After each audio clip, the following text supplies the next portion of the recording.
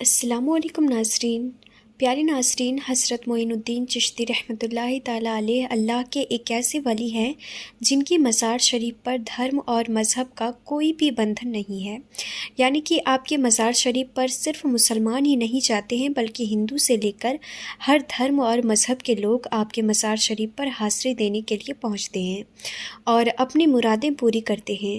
ناظرین، جیسا کہ آپ سبھی کو معلوم ہے کہ حضرت خواجہ غریب نواز رحمۃ اللہ تعالیٰ علیہ کی درگاہ اجمیر شریف میں موجود ہے۔ آپ کی مزار شریف اجمیر میں تقریباً 800 سالوں سے موجود ہے، لیکن آج کل کچھ لوگوں کی وجہ سے ایسی باتیں پھیلائی جا رہی ہیں جن میں یہ دعویٰ کیا جا رہا ہے کہ اجمیر درگاہ کی جگہ پر پہلے مہادیو کا مندر تھا، یعنی کہ مندر کو توڑ کر اس درگاہ کو بنایا گیا ہے۔ اور اس بات کا صرف دعویٰ ہی نہیں کیا جا رہا ہے بلکہ اجمیر شریف میں ابھی ایک یاچکا بھی دائر کی گئی ہے جس میں یہ کہا گیا ہے کہ جس جگہ پر آج خواجہ غریب نواز کی درگاہ ہے اس جگہ پر پہلے سنکٹ موچن مہادیو کا مندر ہوا کرتا تھا، اور یہی نہیں، جس جگہ پر آج مزار شریف موجود ہے اس جگہ پر بھگوان کا گربھ گرہ تھا، یعنی کہ اس جگہ پر شیولنگ موجود ہے۔ اسی لیے اس جگہ کی ASI سے جانچ کروائی جائے اور پھر اس ستی کرمن کو ہٹایا جائے اور آخر میں اس درگاہ کو مندر گھوشت کر کے ہمیں پوجا پاٹ کرنے کا ادھیکار دیا جائے، ایسا اس یاچکا میں دعویٰ کیا گیا ہے۔ آج کے اس ویڈیو میں ہم آپ کو اجمیر درگاہ کی پوری سچائی بتانے والے ہیں، یعنی کہ حضرت خواجہ غریب نواز کی درگاہ کو اجمیر میں کب اور کس نے بنایا تھا، کس جگہ پر بنایا تھا، اور آپ کی اصل مزار شریف کس جگہ پر موجود ہے، اور ساتھ ہی آپ کو یہ بھی بتانے والے ہیں کہ کیا سچ میں اس درگاہ شریف کو کسی مندر کو توڑ کر بنایا گیا ہے۔ یہ جان کر یقیناً آپ کے بھی ہوش اڑ جائیں گے، اسی لیے آج کی یہ ویڈیو آپ سبھی کے لیے بہت ہی خاص ہے۔ آپ چاہے ہندو ہو یا مسلمان، آپ اس ویڈیو کو آخر تک ضرور دیکھیں، اور ویڈیو اچھی لگے تو دل سے ایک لائک کر کے شیئر بھی کر دیں تاکہ یہ جانکاری اور بھی لوگوں کے پاس میں پہنچ جائے۔ تو چلیے ناظرین، ویڈیو کو شروع کرتے ہیں۔ ناظرین، سب سے پہلے تو ہم آپ کو حضرت معین الدین چشتی رحمۃ اللہ تعالیٰ علیہ کا اجمیر آنے کا پورا اتہاس بتاتے ہیں، جس کے بعد میں ہم آپ کو اجمیر درگاہ کی پوری سچائی بتائیں گے، لہٰذا آپ اس ویڈیو کو بغیر اسکپ کیے آخر تک غور سے ضرور دیکھیے گا۔ ناظرین، یہ اس وقت کی بات ہے جب اجمیر میں پرتھوی راج چوہان کا راج ہوا کرتا تھا۔ اس وقت اجمیر میں ایک بہت ہی بڑا اور عالیشان مندر ہوا کرتا تھا جو اجمیر کا سب سے بڑا مندر تھا، اور وہ مندر صرف راجاؤں اور رانیوں کی پوجا کے لیے خاص ہوا کرتا تھا۔ مندر کے ساتھ ہی ایک تالاب تھا جس کا نام انا ساگر تھا۔ ہندو اس تالاب کے پانی کو بہت ہی برکت والا پوتر سمجھتے تھے۔ ان کا ماننا تھا کہ جو اس تالاب میں نہا لے اس کے سارے پاپ دھل جاتے ہیں۔ اس مندر میں رات کو اتنے زیادہ دیے جلائے جاتے تھے کہ صرف ایک ہی رات 3.5 من تیل ان دیوں میں استعمال ہوتا تھا۔ آس پاس کے گاؤں دیہات مندر کے نام تھے اور ان دیہاتوں کی آمدنی مندر پر خرچ ہوا کرتی تھی۔ مندر میں ہزاروں نوکر تھے جن کا کام آنے والے لوگوں کی سیوا اور دیکھ ریکھ کرنا تھا، اور وہ بتایا کرتے تھے کہ کون سا بھگوان بیٹے دیتا ہے اور کون سا دیوتا صحت اور تندرستی دیتا ہے، اور کس مورتی کی پوجا کرنے سے دولت بڑھتی ہے۔ خیر ناظرین، حضرت خواجہ غریب نواز رحمۃ اللہ تعالیٰ علیہ وہاں آئے اور انا ساگر کے کچھ دوری پر چٹائی بچھا کر اپنے مریدوں کے ساتھ بیٹھ گئے۔ عصر کا وقت تھا، لہٰذا آپ حضرت خواجہ غریب نواز رحمۃ اللہ تعالیٰ علیہ نے حضرت قطب الدین رحمۃ اللہ تعالیٰ علیہ سے اذان دینے کو کہا۔ کفر و شرک سے بھرے اجمیر میں اللہ کے ایک ہونے اور حضرت محمد مصطفیٰ صلی اللہ تعالیٰ علیہ وسلم کے رسول ہونے کا یہ پہلا اعلان تھا۔ وہاں رہنے والے لوگ اسلام کے بارے میں کچھ بھی نہیں جانتے تھے، چنانچہ اذان کی آواز سن کر وہ حیران ہوئے اور اپنے گھروں سے نکل کر سب خواجہ غریب نواز اور ان کے مریدوں کو دیکھنے لگے، اور انا ساگر کے پاس بھیڑ لگ گئی۔ حضرت خواجہ غریب نواز اور ان کے مریدوں نے انا ساگر کے پانی سے وضو کیا اور نماز پڑھنا شروع کر دیا۔ سب ہندو حیران رہ گئے۔ وہ سوچ رہے تھے کہ سب بھگوان تو مندر کے اندر ہیں، تو یہ لوگ کھڑے ہو کر کون سے بھگوان کے آگے جھک رہے ہیں۔ شام ہوئی تو راجا کے اونٹ جو دن میں چرنے گئے تھے اپنے چرواہوں کے ساتھ واپس آنے لگے۔ اتفاق کی بات تھی کہ جہاں حضرت خواجہ غریب نواز رحمۃ اللہ تعالیٰ علیہ بیٹھے تھے وہ جگہ راجا کے اونٹوں کے بیٹھنے کی جگہ تھی۔ چرواہوں نے بابا صاحب سے کہا کہ او بابا صاحب یہاں سے اٹھیے، کیونکہ یہ جگہ راجا کے اونٹوں کے بیٹھنے کی جگہ ہے۔ حضرت خواجہ غریب نواز نے فرمایا اتنا میدان خالی پڑا ہے، اونٹ تو کہیں پر بھی بیٹھ سکتے ہیں، کیوں بے وجہ ہمیں تنگ کرتے ہو؟ وہ لوگ نہیں مانے اور مسلح اٹھا کر ادھر ادھر کرنے لگے اور حضرت خواجہ غریب نواز سے بدتمیزی کرنے لگے، اور ان لوگوں نے آخر کار بہت بدتمیزی سے کہا کہ یہ راجا کے اونٹوں کے بیٹھنے کی جگہ ہے اور ادھر راجا کے اونٹ ہی بیٹھیں گے، تم لوگ کہیں اور اپنا مسلح بچھا لو۔ آخر کار آپ حضرت خواجہ غریب نواز نے اٹھتے ہوئے حضرت قطب الدین سے فرمایا اٹھو قطب الدین، یہ کہہ رہے ہیں کہ یہ اونٹوں کی بیٹھنے کی جگہ ہے، تو چلو میں کہتا ہوں اب یہاں صرف اونٹ ہی بیٹھیں گے۔ یہ کہہ کر آپ حضرت خواجہ غریب نواز اپنے ساتھیوں سمیت وہاں سے اٹھ گئے، اور اگلی صبح جب اونٹوں کو چرانے کے لیے لے جانے کا وقت آیا اور چرواہوں نے اونٹوں کو اٹھانا چاہا تو انہیں پتہ چلا کہ اونٹ اٹھ ہی نہیں پا رہے۔ انہوں نے اونٹوں کو مار مار کر زبردستی اٹھانا چاہا لیکن وہ بیٹھے ہی رہے۔ چرواہے پریشان ہو گئے کہ جو اونٹ ان کے ایک اشارے پر کھڑے ہوتے تھے آج کیوں نہیں اٹھ رہے۔ آخر کار انہیں یاد آیا کہ کل اس بابا نے کہا تھا کہ چلو اب یہاں اونٹ ہی بیٹھے رہیں گے۔ لوگ جمع ہونا شروع ہو گئے۔ کوئی کہہ رہا تھا کہ فقیر کوئی بڑا جادوگر ہے، کسی کا ماننا تھا کہ وہ کوئی بھگوان کا نیا اوتار ہے۔ بات راجہ پرتھوی راج چوہان تک پہنچی کہ ایک مسافر فقیر نے راجہ کے اونٹوں پر جادو کر دیا ہے۔ راجہ نے حضرت خواجہ معین الدین چشتی کو خبر بھیجا کہ تم کیسے فقیر ہو جو بے زبانوں کو باندھ رکھا ہے، یہ بیچارے بھوک اور پیاس سے مر جائیں گے، اسی لیے مہربانی کر کے اپنا جادو واپس لے لو۔ حضرت خواجہ غریب نواز نے فرمایا ہم مسلمان ہیں اور مسلمان بددعا نہیں کرتے اور نہ جادو کرتے ہیں، اونٹ جس کے حکم سے بیٹھے تھے اسی کے حکم سے کھڑے ہو جائیں گے۔ اب جا کر چرواہوں نے اونٹوں کو اٹھایا تو پہلی ہی بار میں اٹھ کھڑے ہو گئے۔ غیر مسلموں کی دلچسپی ان مسافروں میں بڑھنے لگی۔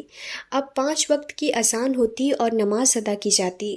آخر کار راجہ تک یہ بات پہنچ گئی اور اس کو شکایت کی گئی کہ راجہ صاحب جو فقیر آئے ہوئے ہیں سب کے سب مسلمان ہیں، 5 وقت کی اذان دیتے ہیں اور ہمارے پوتر تالاب کو ہاتھ منہ دھو کر گندا کرتے ہیں، ہمارے دھرم کے خلاف باتیں بھی کرتے ہیں اور کہتے ہیں کہ یہ مورتیاں پوجنے کے لائق نہیں ہے، یہ تو صرف ایک پتھر ہے، اسی لیے انہیں یہاں سے اٹھا لیا جائے۔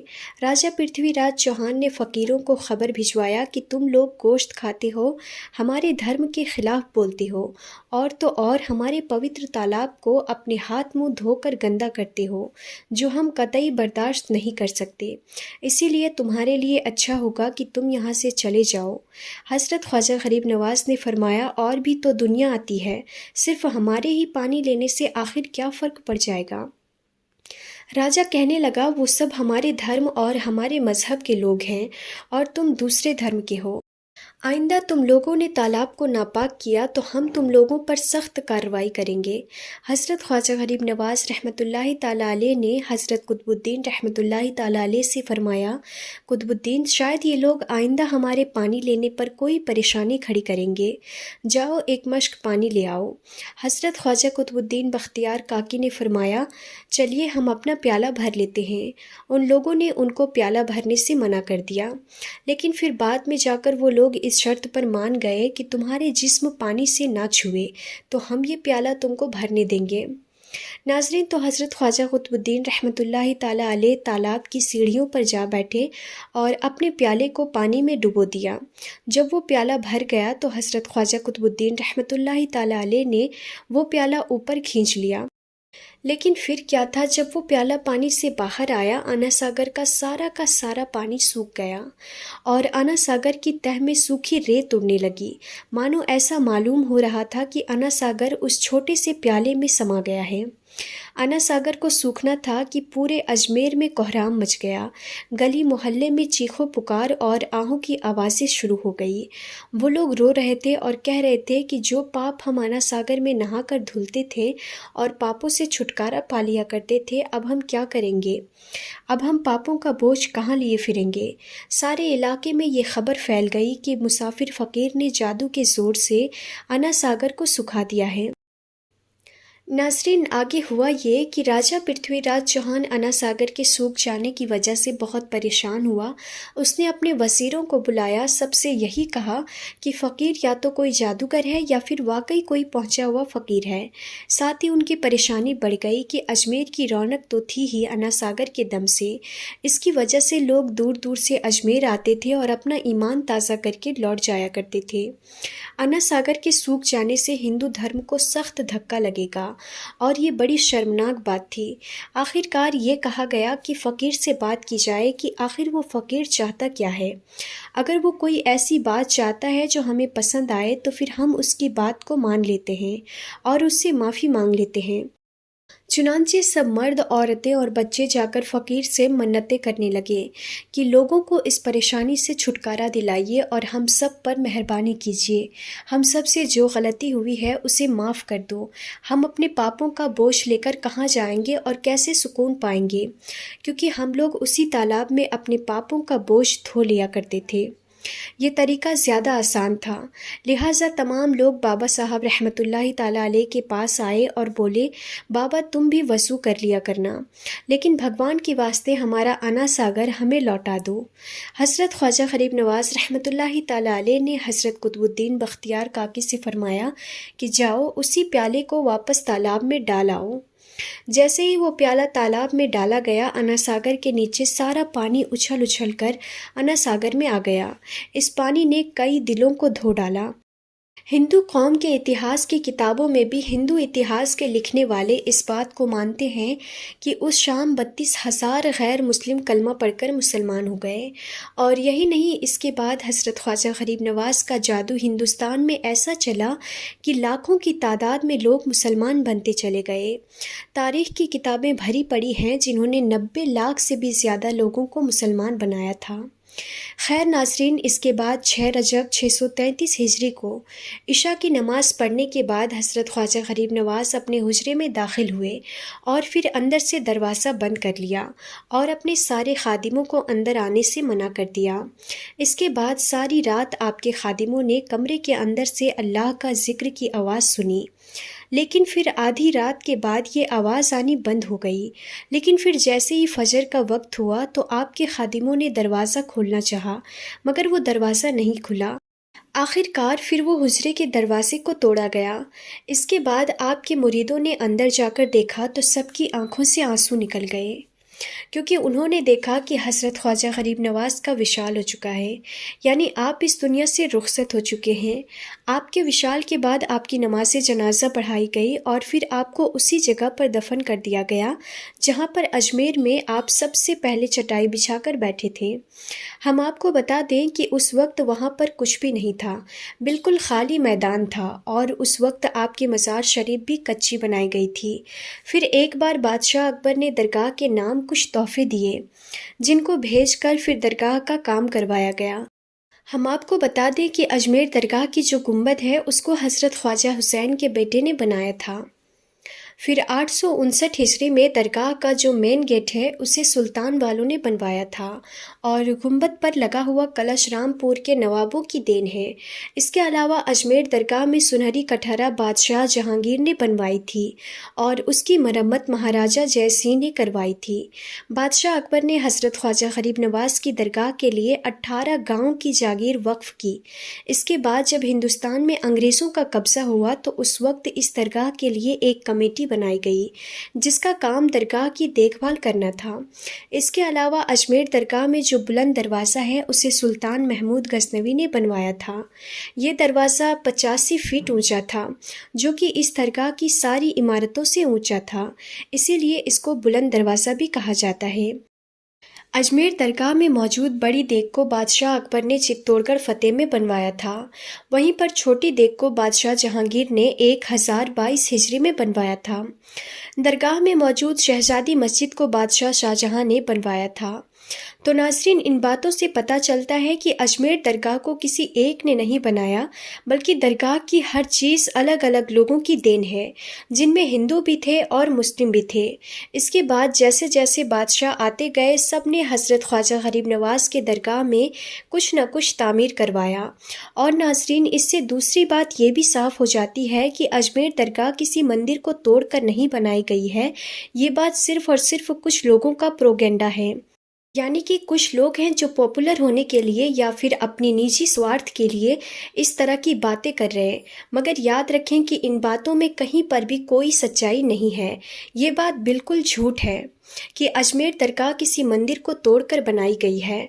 तो नाज़रीन, हम उम्मीद करते हैं कि हमारी आज की ये जानकारी आप सबको अच्छी लगी हो, और अगर वीडियो पसंद आई हो और अगर आपको हज़रत ख्वाजा गरीब नवाज़ से सच्ची मोहब्बत हो, तो आप इस वीडियो को दिल से एक लाइक ज़रूर कर दें और मेहरबानी करके कमेंट बॉक्स में या ख्वाजा लिखकर शेयर भी कर दें, ताकि और भी लोगों के पास में ये वीडियो पहुँच जाए। तो नाज़रीन, हम फिर मिलते हैं अगली नई वीडियो में। तब तक के लिए खुदा हाफिज़।